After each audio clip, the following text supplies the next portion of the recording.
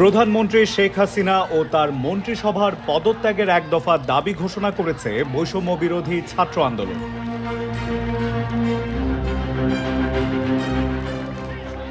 কোটা সংস্কার আন্দোলনের নেতৃত্ব দেয়া সংগঠনটির সমন্বয়ক মোহাম্মদ নাহিদ ইসলাম ঢাকায় কেন্দ্রীয় শহীদ মিনারে এই ঘোষণা দেন।